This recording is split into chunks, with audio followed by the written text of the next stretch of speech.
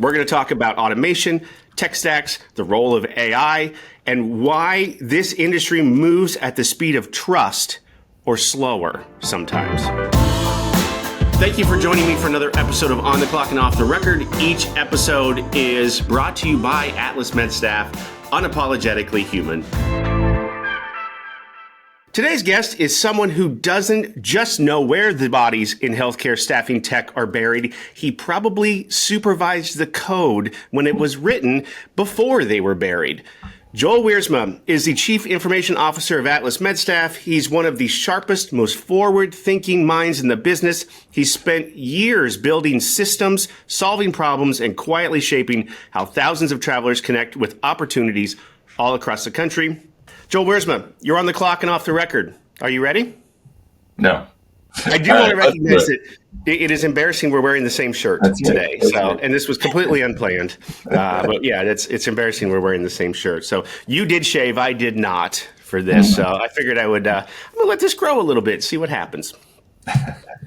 All right. So I did my best to introduce you there. Can you introduce yourself for us, please?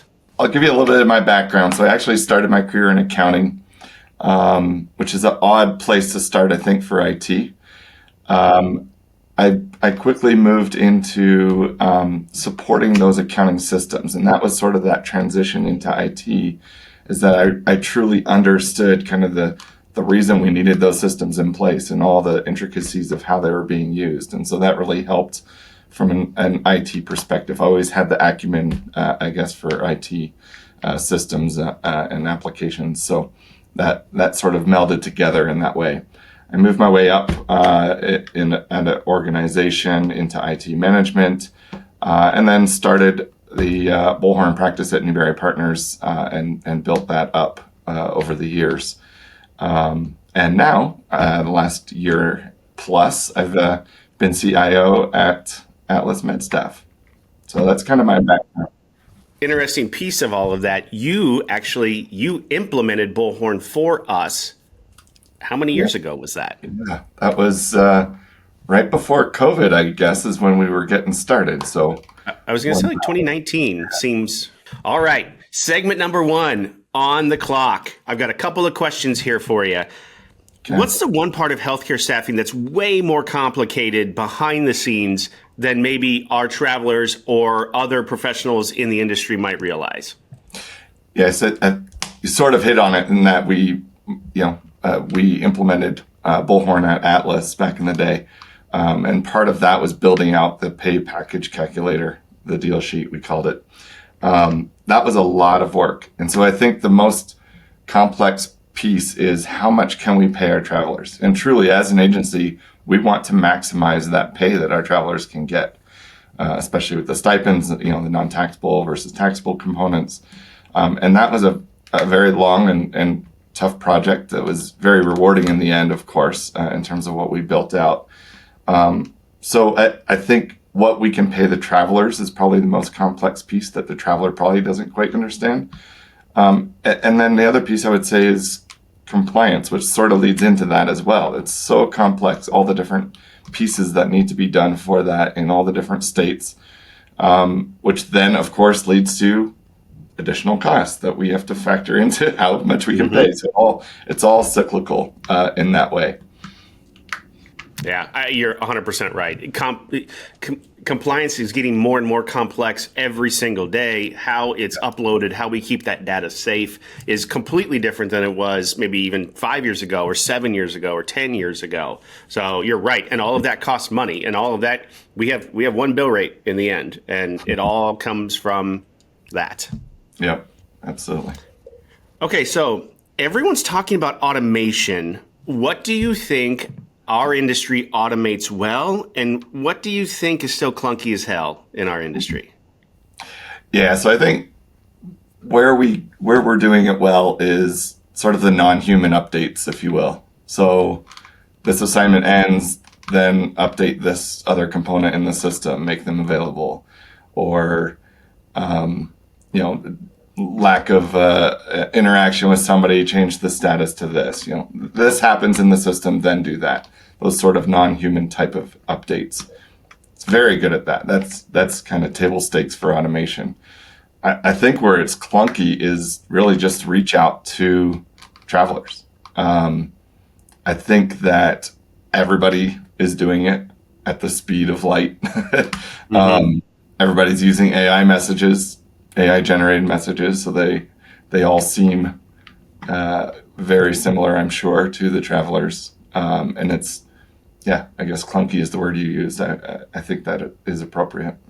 I think clunky is absolutely appropriate. I think it almost feels like we're just fumbling in the dark here on some of that. And there are some that are maybe a little bit better fumbling in the dark than others, but it still does feel very, very new to all of us. And I don't think anybody's fully figured it out yet. Yep, I agree. Okay, so let's talk about emerging tech then. Like, what do you think? Is there a piece of tech that you're looking at right now that actually might change our industry and that'll change our industry, but isn't just like a good looking LinkedIn post that everybody will forget about in 2 weeks? Sure. I guess high level AI is the easy answer and appropriately the right answer. AI is going to change the world the way the internet did, right? But I think the way you utilize that AI in terms of kind of a little bit more specific is really zeroing in on that unstructured data that's available. Texts and emails, phone calls, every conversation, it kind of tells that whole story, right? That tells us what that traveler is really needing and wanting from our recruiters. So anything that we can do to kind of supercharge our recruiters to be able to meet that need is where I think that's where we're going to see the most change. Shameless plug, we work with Toro. We've been partnered with them since the beginning. And they, that's what their goal is to really harness that unstructured data. You know, what's interesting about that is I knew you probably would go that route. That was unstructured data. It is a phrase that was not in my vocabulary 6 months ago. It absolutely, 9 months ago. It absolutely was not. And now we talk about it all the time. There is a buried why in every conversation that our recruiters are having with their travelers via text or email or phone or whatever that they might miss.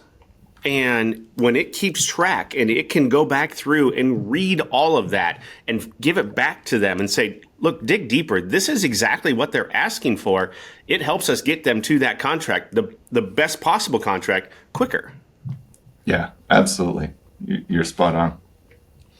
So how do you balance technology that's efficient for a company versus tech that is frictionless for the traveler? Because there are some things that we could implement here that would be not great for the traveler, and vice versa. There are some things we could implement for the traveler that wouldn't be great for the company itself. How do you balance that? Yeah, I guess I'm going to take a little bit of a different approach to this answer than I think you're expecting this time. Okay. If I think about in a downturn as we've had, in my mind, the best way to improve bottom line is to improve that top line efficiently, as opposed to making cuts. Now, I understand, companies absolutely need to right size, and sometimes that is the right answer. But if you really want to think about the future of the company, you really need to be thinking about that top line and how to efficiently improve that. I think about it in terms of a football game. You've had your team winning the whole game, fourth quarter comes, they go into the prevent defense. And I know you've heard prevents you from winning, right? It prevents you from winning, yeah. I sort of see, that cuts to departments or that sort of thing as a defensive mechanism as opposed to something a little bit more offensive. So if you think about like a cut to a department, let's say, even eliminating a whole department, let's say that you could do that with tech. I don't think that helps the traveler, right? Because now that component that department was working on is fully automated. There's no human interaction. It sort of just, I don't know, kind of kills the mood, if you will.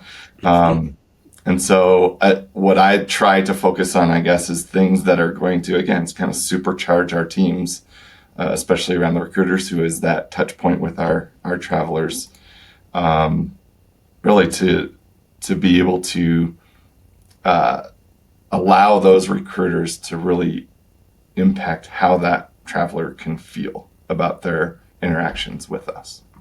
Makes sense. Yeah, that was not the way I thought you would go. But I mean, it's a good answer though, and it makes a ton of sense. It really does. And you're right. What the pandemic did to our industry was awesome and devastating all at the same time, and it really made us rethink. Each individual company rethink kind of who they are, how they operate, and then in the end, who they want to be. And I think there are some that were okay having that internal conversation. And there were others that were not actually, and it was difficult for them. So, I totally agree with you there. Mm-hmm. All right, last question: do you think that the future of staffing, healthcare staffing in general, is about one centralized platform, or a marketplace of platforms that are maybe duct taped together or held together, or or whatever? Which way do you think would be not only more efficient, but really give our travelers the best possible experience? Yeah, I think that feels a little bit like a leading question, using duct tape together in the maybe. I think that is the right answer, though. I think it's not hundreds of systems. It's maybe a dozen, maybe less if you can get away with it. Different systems, but seamlessly integrated together. That has to be the key. It's interesting. I think in the IT industry, that's sort of been cyclical in terms of one centralized system versus a platform with marketplace. And I think we're still kind of heading on that path of best of breed is efficient when it can be integrated efficiently. Makes sense. It wasn't a leading question. I guess I thought maybe both together. Maybe not duct tape. Duct tape seems haphazard. Segment 2, off the record. This generally is my favorite part. Got a couple questions here for you, just about you in general. If you weren't in this industry, what kind of tech, if at all, do you think you'd want to build?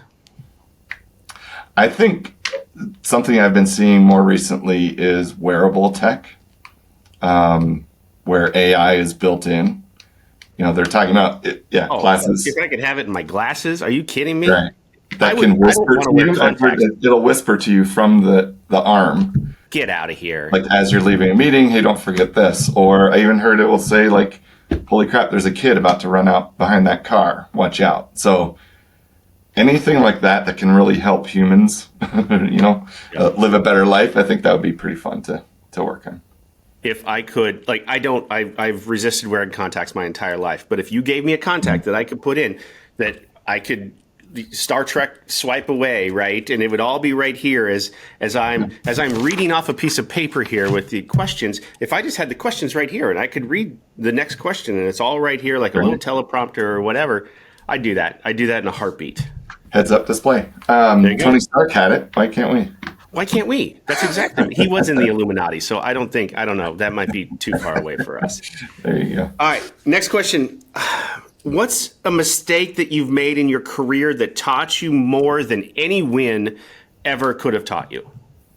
Yeah, we've all had these. For sure. And that's an easy answer, and it's something that has happened multiple times. And it's okay to say no. We had several projects over the years where we just tried to keep pounding that round peg into a square hole. Yeah. And until you actually kind of sat back and said, okay, is this really what we should be doing? It's okay to say no and say it early if you know that that's what you should be saying. And be okay with that and be okay with the no. Absolutely. Yeah. We actually had that at Newberry. Prior to the pandemic, Bullhorn 1 was selling like crazy that's when Atlas was coming on.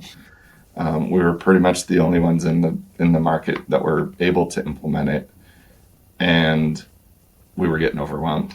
I think the little bit of a downturn that the industry took Some went down, some went up, obviously, but during the pandemic was actually a good thing for Newberry in that we could kind of settle down and get through some of those projects. And but the trajectory was going to be very painful. So I we could should imagine. have been no at certain times then probably as well. Yeah, it probably it lessened your quality. I'm sure, right? Yeah, it wasn't for the sure. product that you wanted to put out. You had to just had to pump it out as fast as you could. Agreed. And I don't think Bullhorn was ready at the time either. The product wasn't as mature, certainly as it is now, the Bullhorn 1 components. And so that made it tricky is we were trying to do a lot more and it wasn't really quite ready for us. So it's kind of a double-edged sword there. I felt some of that pain. I really did. Yes. I think that, there definitely was. And I think everybody that implemented Bullhorn probably felt that too. Yeah, I think so. So, okay. What part of the staffing industry do people inside still think is fine, pretend it's fine, but it's really broken? Yeah, I would say we sort of touched on it already is the automated messages to all the travelers. They're getting inundated. If they happen to sign up for a job board, they're probably getting 20 text messages within 20 minutes. And we keep doing it. Mm-hmm. And honestly, we're going to keep doing it. But we're all doing it. Yeah. But a 1% response rate is probably broken, right? Yeah. I don't know if our response rate is 1%, but insert a small percent number in that statement. It is broken. I have a feeling it's probably a fractional percent, right? I think when you come right down to it. All right, let's talk about you. What's something non-work related that you're totally obsessed with right now? Well, it's the off season right now, but English Premier League football. I actually find it weird to call American football now. Yeah, kind of odd. It's interesting. You call it football. Us normies call it soccer. Still, I guess it's you know. Yeah, as you know, a couple months ago, I had an opportunity to knock off a bucket list item to go over to England and go to a couple of matches. So nice. That's my obsession, I guess, right now. There's a whole there's a whole world to that I still don't understand. Matches, pitch, right? There's a whole I don't know. There's a whole world I just don't understand yet. Whole different dialogue for sure. Yeah. I bet it would be fun, though. And I bet going to an actual live, I just had this conversation with someone else that they love hockey, but they can't watch it on TV. But if you go to a live hockey event, it's phenomenal. Yeah. And I have a feeling. My favorite hockey game I ever went to is actually in Phoenix when they were playing at the Sun Devils Stadium. Okay. Because I think it was 8,000 or 9,000 max was the capacity. So we were actually the back row of the stadium, but still only like 15 rows off the ice. You're not that far off. Yeah. Wow. You're right on it. So. I bet a completely different experience than watching it on TV. Yeah, for sure. All right. Last question off the record. What is the most off the record thing you can say to me right now that's kind of still on the record? Probably a weird one, but for 17 years, I was in the staffing industry and didn't know it. I didn't know what the staffing industry was. I was at a staffing company that was afraid to admit that they were a staffing company. They were doing projects, right, for clients. Well, that project could be 300 people that worked in a factory. That's not really a project. That's staffing. So I feel like I could have, had I known about the staffing industry and all it can offer, how we all work together, vendors and partners and agencies. And I think I could have learned a lot more sooner and could have done a lot more where I was at the time, I suppose. So there's a segmentation or maybe a silo effect to staffing that maybe a lot of people don't know about. A lot of people on the outside maybe don't know about. So maybe that was you lived in a silo and didn't really realize that's exactly what you were doing the whole time. Yeah. All right, rapid fire. I've got 5 questions for you, just as quick as you possibly can. First question: tacos, pizza, or beer? Or beer? Tacos, pizza, or burgers? You can have beer with it, obviously. Well, I was going to say it's easy: burgers and beer. That is my answer. That's your go-to. Yeah. What I is could your not eat a taco and a pizza for the rest of my life, and that'd be all right. Wow, that's travesty. I absolutely disagree with that, but I respect the answer. What's your go-to beer with that burger? Oh, some IPA. Okay. Just got onto what is it? Juicy Force, I think it's called. It's Juice Force Juice from Force. Yeah, Voodoo Ranger. yeah. Yep. I've been liking that one the last week or so. You Coloradoans. Yeah. Yeah, good Fort Collins beer. All right. What is one tech buzzword that you never want to hear again? At the end of a conversation, roadmap. Yeah. When you thought everything you were talking about was not roadmap, but actually available. So that's what I never want to hear again. Yep. That one, I would agree with you on that one for sure. Yeah. All right. What's the most used app on your phone right now? It's the ChatGPT app, actually. I talk to it all the time, every day. Do you have a name for your ChatGPT person? It's named Sam. Okay. I don't know why, but I just told him that that's his name. I did recently set it up so that I can call Siri, or, I don't want to say it because it'll do it, but Yeah. hey, that name. Yeah. And then I had to pick something different than Sam because it was trying to call people named Sam in my contacts. So I have to say Jarvis, and then it opens up Sam for me. So Jarvis, that's a good. I don't know anyone named Jarvis, so it works. No. Now, you're going to meet someone named Jarvis here pretty soon. I guarantee it. Well, One of the guys we work with overseas. I can't be friends. Yeah, we can't. I'm sorry. We can't be friends. All right. If you could instantly master one skill, what would that be? Non-work related. Yeah, it's golf. I love golfing, but it's so frustrating sometimes. So that would be fun to master for sure. See, but then you just go on. You'd go on the PGA Tour and you'd leave us, and so I guess that wouldn't work. Huh? All right, last one. Finish the sentence. The staffing industry would be better if. I think if it continues to focus on the human part. I think even with AI coming in and automation, people are still cognizant of the fact that it's that human touch, that human relationship that truly matters. I think especially in our industry in healthcare. I think some of the other, light industrial, those types of industries, maybe not as much, but yeah, keep that human touch. Unapologetically human, right? Weird. That's so weird how that works out. There you go. Fantastic way to end it. Joel, thank you so much. I really appreciate it. Taking time out of your day today to answer my silly questions and talk about the industry that we're all in. That's it for this episode of On the Clock, Off the Record. We love doing these kinds of things. And if you want to be a guest on the podcast, reach out to me. We'll put my contact information down in the liner notes. Until next time, stay informed, stay honest, and remember, the real story is rarely in the press release.